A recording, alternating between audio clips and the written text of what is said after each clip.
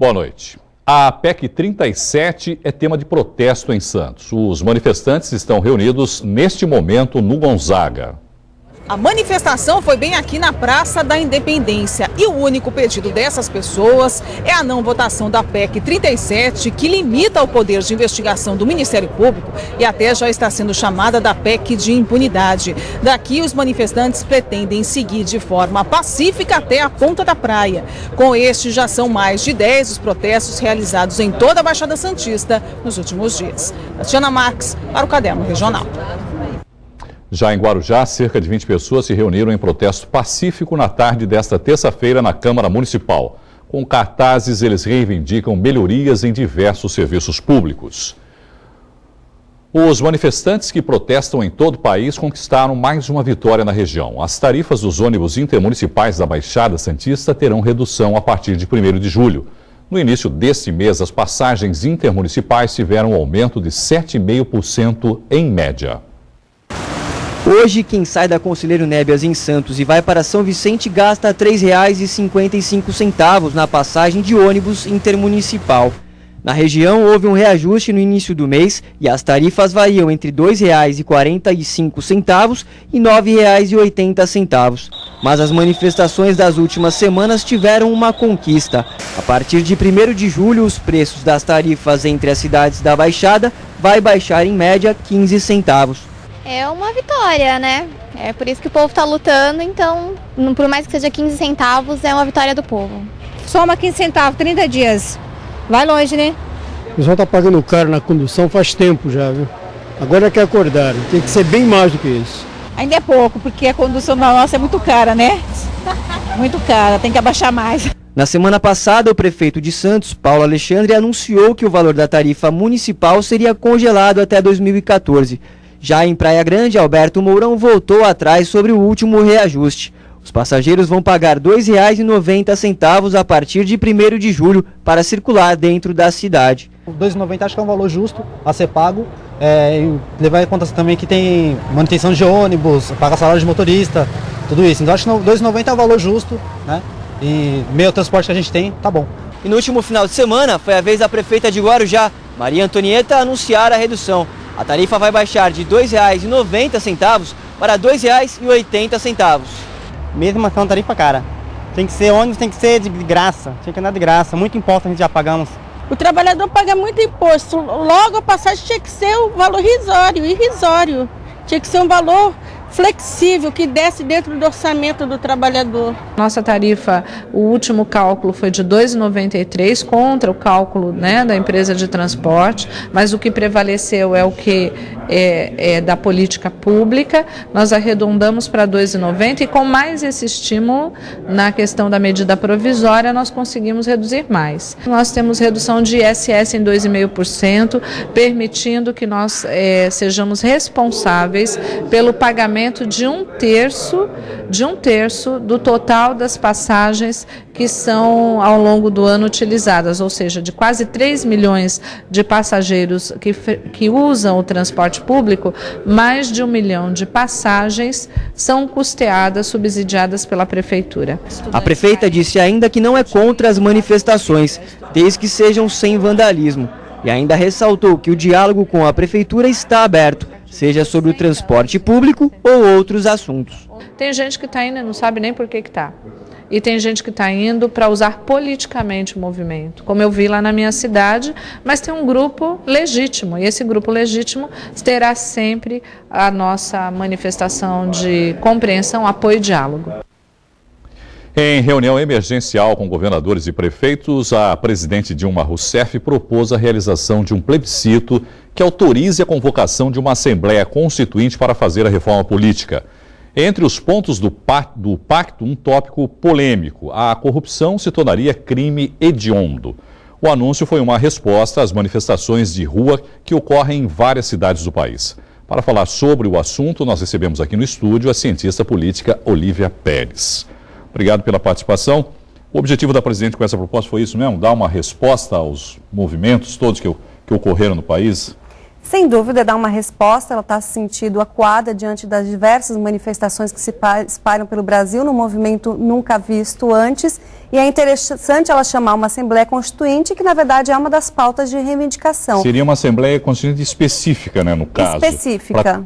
Para tratar especificamente do assunto de reforma partidária? Isso, de reforma política, porque no Brasil passar uma reforma política pelo Congresso constituído da forma que está e já com o desgaste da presidenta com o Congresso, é muito difícil de passar. Mas essa não é uma função já do Congresso? Quer dizer, por que chamar essa constituinte para fazer isso? Porque esse projeto de reforma política está lá no Congresso há não sei quantos anos e não votam. Eu vejo diversos benefícios. Qual seria a diferença agora nesse caso? Eu vejo diversos benefícios ela chamar essa Assembleia Constituinte. Primeiro, nesse Congresso do jeito que está, com as pessoas que lá estão, não vai passar porque elas vão sair prejudicadas.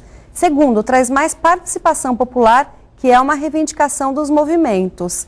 Terceira coisa, ganha mais legitimidade as reformas feitas e também ela joga um pouco a culpa, a responsabilidade nessa Assembleia pelas reformas empreendidas e ganha mais tempo para fazer e para esperar um desgaste até do movimento. Só para entender melhor, essa Assembleia, quer dizer, pessoas seriam eleitas, novas pessoas, quer dizer, não são pessoas que já estão lá no Congresso hoje. Novas pessoas seriam eleitas para participarem dessa Assembleia Constituinte especificamente.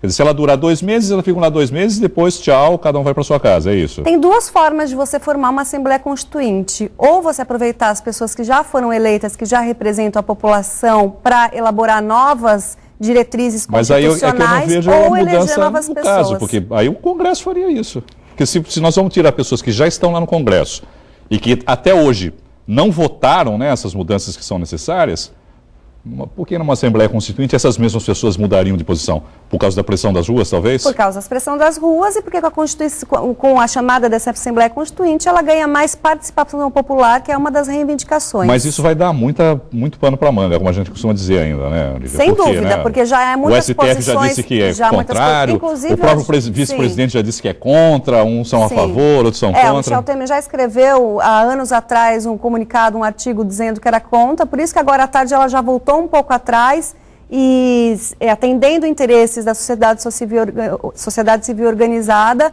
ela já está se abrindo para a possibilidade do próprio Congresso fazer essas reformas. E essa proposta de corrupção, crime hediondo, é preciso chegar a esse ponto? Olha, isso é uma das grandes reivindicações, né? Uma das formas dela responder aos anseios da sociedade que pedem por menos corrupção, mas sem dúvida isso teria que passar pelo Congresso e seria muito difícil com esse Congresso aí constituído, a gente sabendo os diversos comprometimentos dos políticos lá eleitos. Nós estamos vendo ali algumas imagens, né, das manifestações que, como você mesma já disse, nunca antes visto no país, né? E o interessante dessas mobilizações e desse movimento é de uma insatisfação generalizada, né? Uma insatisfação... A passagem do ônibus foi um polvilho, né? Isso, uma insatisfação na área da política, com a crescente corrupção e o fato dos governantes estarem fazendo o que querem, né, dentro do poder, e uma insatisfação também econômica. A gente tem aí aumento da inflação, as pessoas não estão conseguindo acompanhar esses aumentos de preços, tudo isso se juntou a essa insatisfação enorme. Agora, trazendo um pouquinho o assunto aqui mais para a nossa região, prefeitos de partidos diferentes já anunciaram a redução nas tarifas de ônibus municipais, em Guarujá e Praia Grande. Os preços baixam a partir do mês que vem. Queria que a senhora analisasse um pouquinho a posição do PMDB, né, da prefeita Maria Antonieta, e do PSDB, do prefeito Alberto Mourão, com essas propostas. Bom, nenhum político agora quer ficar para trás, né? Já que o Haddad do PT, o Geraldo Alckmin do PSDB e diversos prefeitos do país inteiro estão abaixando as passagens, nenhum político quer ficar para trás. E o mais interessante é a gente ver partidos como o PSDB, que não são característicos por conversar, se abrir à sociedade. Eles agora, nesse momento, estão se abrindo aos anseios da população. E também o aumento que era previsto para as balsas e pedágios na região não vai mais acontecer, mas também não vai diminuir o preço, né? Vão continuar no preço que estão, não vão ter reajuste. Esse é mais um problema para ser administrado, a senhora diria? Nas novas manifestações podem acontecer por causa disso? Eu acho que essas manifestações, elas não tendem a parar, né? O Alckmin, sabiamente, não aumentou esses preços de pedágio agora porque não é o momento e ele vai esperar o momento oportuno para conceder esse aumento, que já está nos contratos com as administradoras aí das estradas, Mas esse não é o momento para ele. Espero que as manifestações continuem e nenhum seja o momento. Eu acho que tudo isso é um grande paliativo também, a partir do momento que se a gente pensar o seguinte, bom, não tivemos aí os 20 centavos de reajuste. Para as empresas não mudou nada. Porque em São Paulo, por exemplo, o Haddad já falou que vai cobrir essa diferença. Então, para o empresário, se aumentou, se não aumentou, não fez diferença nenhuma, né? Não faz diferença, mas o Haddad agora vai tomar mais cuidado na hora de firmar novos contratos. E a fala dele foi uma fala infeliz, né? De que vai tirar os 20 centavos e esses 20 centavos vão ser tirados de dinheiro que ele poderia investir em outras coisas. Perdeu a oportunidade de falar que vai enxugar a máquina pública, vai diminuir a corrupção e dessa fonte ele vai tirar o dinheiro para cobrir esses 20 centavos. Só para a gente encerrar aqui com a cientista política Olívia Pérez, que está conversando conosco, a senhora acredita que nas próximas eleições esse movimento vai ter reflexo nas próximas eleições? Quer dizer, candidatos que hoje estão aí ocupando cargos serão prejudicados nas próximas eleições? Acho que não, porque a massa da população, a maioria da população não está participando e é aquela população justamente menos escolarizada, menos informada, que troca votos por favores pessoais. Mas sem dúvida os políticos vão ficar mais atentos aos anseios da população. Nas pesquisas não aconteceu nada, né? Ainda não aconteceu nada. A avaliação do governo da presidente Dilma caiu, né, 7%, 8%, mas a avaliação pessoal dela continua altíssima ainda, quer dizer, as pessoas ainda têm esse voto personalizado, né? Tem votam esse fisiologismo, na pessoa e não... Isso, votam na pessoa em troca de favor. Então, a não ser que haja mesmo a reforma política, não vai haver grandes mudanças nas eleições proporcionais. Quero agradecer aqui a cientista política Olívia Pérez pela participação conosco. Muito obrigado e uma boa noite para você. Boa noite. A seguir, acidente grave trava Cônego Domênico Rangoni hoje à tarde. O congestionamento ultrapassou 10 quilômetros. Nós voltamos já.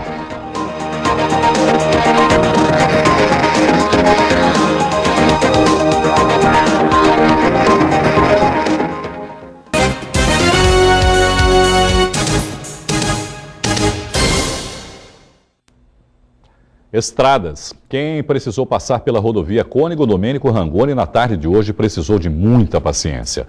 Uma batida envolveu 3 carretas na altura do quilômetro 266, sentido Cubatão. Ninguém ficou ferido, mas o tráfego ficou bastante prejudicado. Chegou a ficar interditado por cerca de 30 minutos e depois, quem conseguiu andar não passou dos 20 km por hora.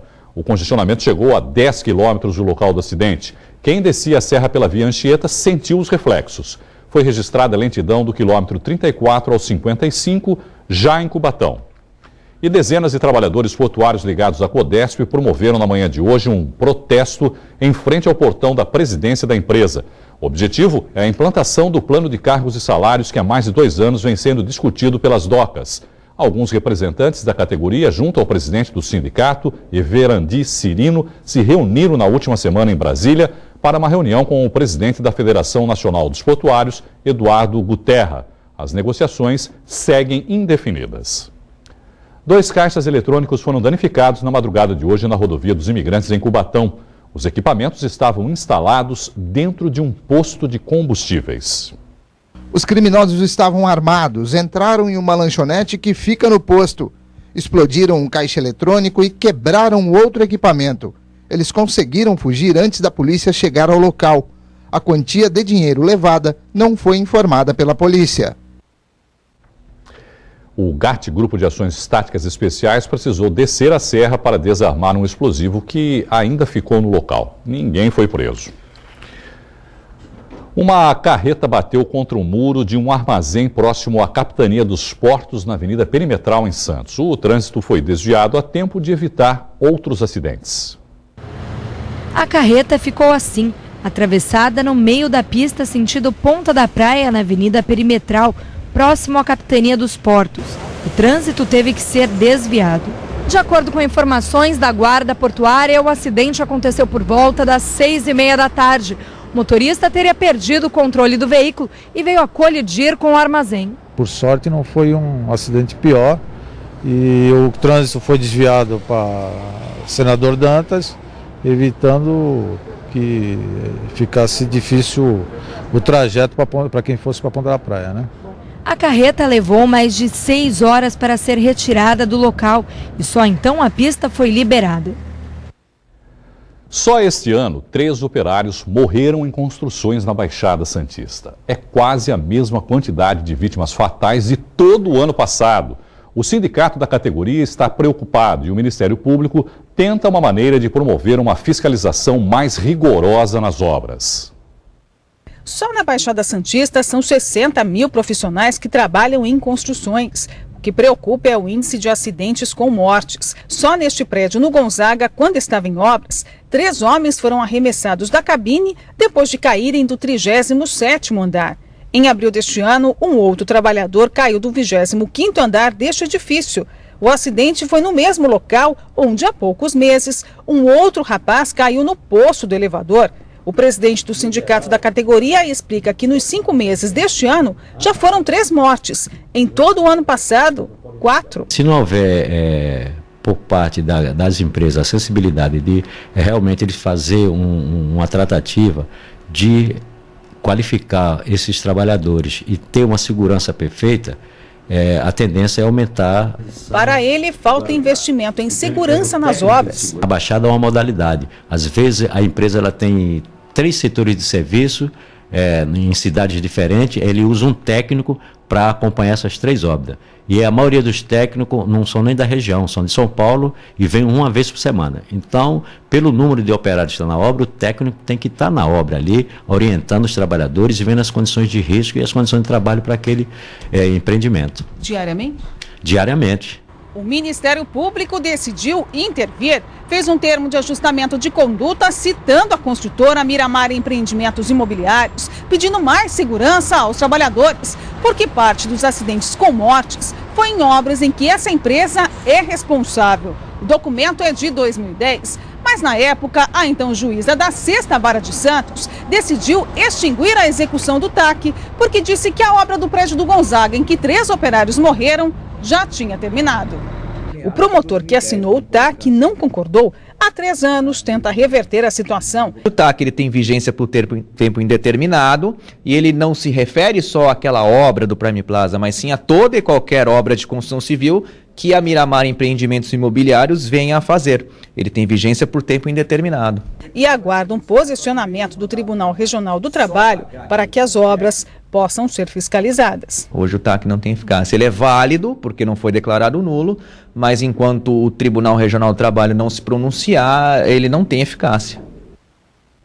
A empresa Miramar recorreu à Justiça do Trabalho em 2ª instância. O processo continua em tramitação no Tribunal Superior do Trabalho.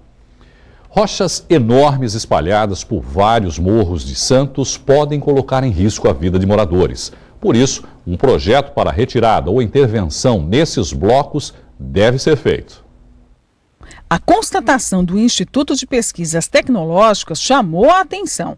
Das 5.000 casas construídas nas encostas dos morros de Santos, quase metade está em locais de risco alto. O laudo mapeou 22 áreas críticas e viu que há necessidade de intervenções nos blocos rochosos. O trabalho é feito em parceria com a Defesa Civil. E agora passa a fazer mais secretarias que vão fazer a licitação, vão acompanhar essas obras.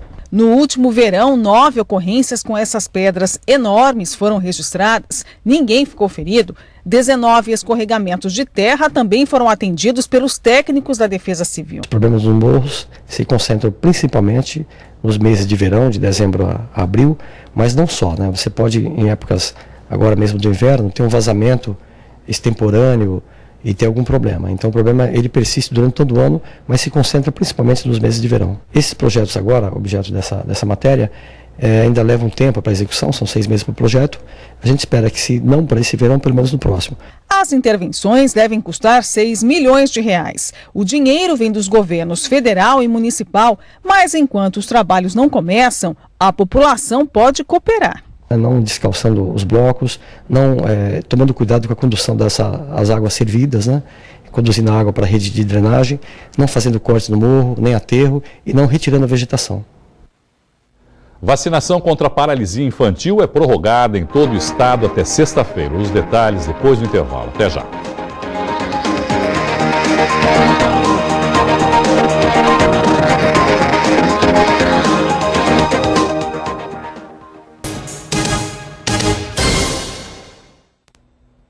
A vacinação contra a paralisia infantil foi prorrogada em todo o estado até sexta-feira. Na Baixada Santista e Vale do Ribeira, mais de 112 mil crianças já foram imunizadas.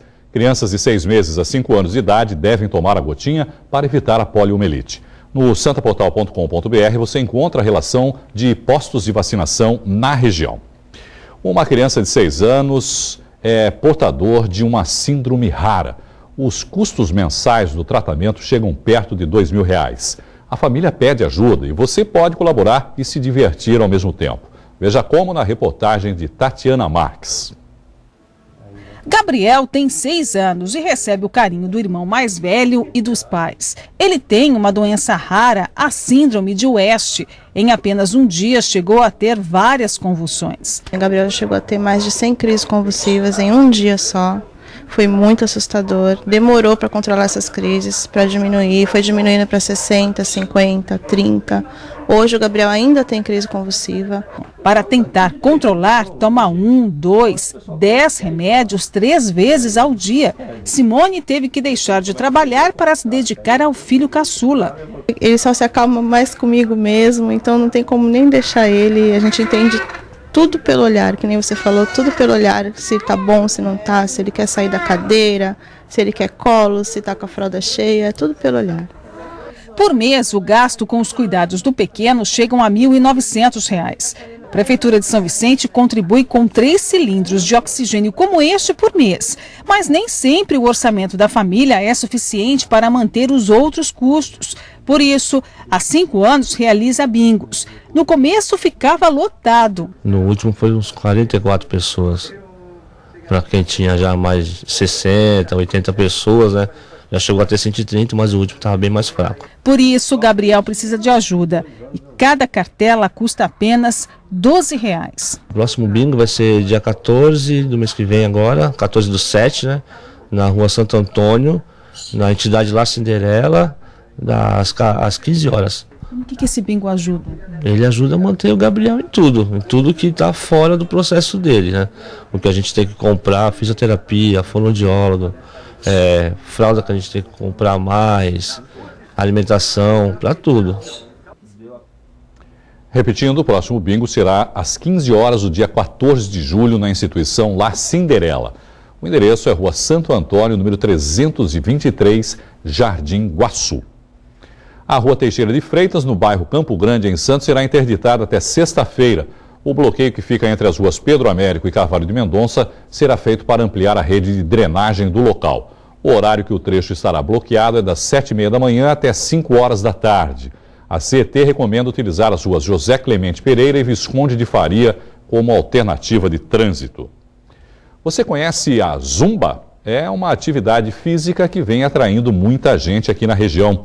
O repórter Felipe Gôngola conversou com instrutores e praticantes e mostra pra gente. Uma aula de dança que mistura treinamentos de resistência com ritmos latinos como a salsa, merengue, funk e até o hip hop. Essa é a Zumba. A Zumba foi criada em 2001 por um colombiano nos Estados Unidos. No Brasil, o ritmo chegou há 2 anos, mas foi apenas nos últimos meses que a atividade física se tornou febre aqui na região. Quando o Beto Pérez, ele que dava aula de aeróbica lá na academia, e ele acabou esquecendo os CDs dele da aula na casa dele. Então, ele tinha uns CDs na bolsa, que eram CDs de músicas latinas, salsa, merengue, e improvisou uma aula, porque ele não quis deixar os alunos sem aula. E aí o pessoal gostou tanto dessa nova modalidade, né, que era uma dança com ginástica, que acabou não querendo mais essa aula de aeróbica tradicional. Um dos motivos do sucesso entre os praticantes é que qualquer pessoa pode participar, desde os mais velhos até os mais jovens. Entre as mulheres, o favoritismo é maior pela perda calórica. Em uma aula varia de 500 a 1.000 calorias. A Zumba, ela age como qualquer outra atividade aeróbica. O que vai definir a perca calórica ou não é a intensidade do aluno e a forma como ele vai fazer a aula. Então, assim, muitas pessoas emagreceram, muitas pessoas se sentem bem, né, que é o foco do bem-estar e qualidade de vida. Além disso, a Zumba trabalha diversos grupos musculares, como os membros superiores e principalmente os inferiores. Ajuda também na coordenação motora. Ah, mas eu sou gordinha, eu sou muito magra, eu sou muito alta, eu sou muito baixa. Não tem contraindicação. E assim, o Zumba, ele tem... Você não precisa ser dançarina, né? Desde pessoas que sofrem com hipertensão ou obesidade, é uma atividade aeróbica, então a pessoa vai ter esse benefício, mas o grande benefício mesmo que ela traz é essa coisa de sociabilizar, as pessoas interagirem entre si, promove mesmo o bem-estar. E nas aulas de Zumba encontramos praticantes como Eliane, Norma e Irene. Todas fazem as aulas há mais de 6 meses. Melhorou meu dia a dia no trabalho, emagreci um pouco também, isso que eu estava querendo. Perdi mais ou menos uns quase 5 quilos da Zumba. A aula é muito boa. Era fumante muitos anos, então quando eu fui no médico, ele me aconselhou que eu parasse, mas fizesse uma atividade física. Daí eu vim ver a aula aqui, gostei, comecei a fazer e não parei mais. É festa, não é uma aula ritmada, coreografada. Você vem, qualquer um pode dançar, aprende rápido e gasta muita caloria. Então, se você quer perder peso, se divertir e sair do sedentarismo, a Zumba é a opção do momento.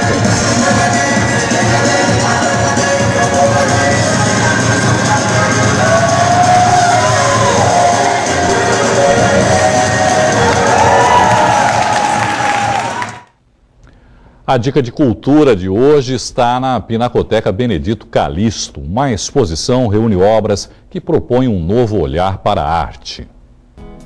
As cores fortes misturadas nas telas mostram arquiteturas, anatomia humana e animal. São as marcas do artista de São Paulo. Ismael Oliveira tenta passar por meio da arte um pouco da experiência profissional em formas orgânicas ou geométricas.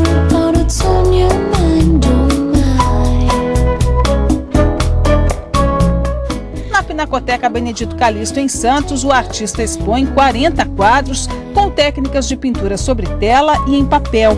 A visitação pode ser feita até o dia 21 de julho, de terça a domingo, das 9 da manhã às 6 da tarde. O endereço é a Avenida Bartolomeu de Gusmão, número 15, no bairro do Boqueirão. E a entrada é de graça.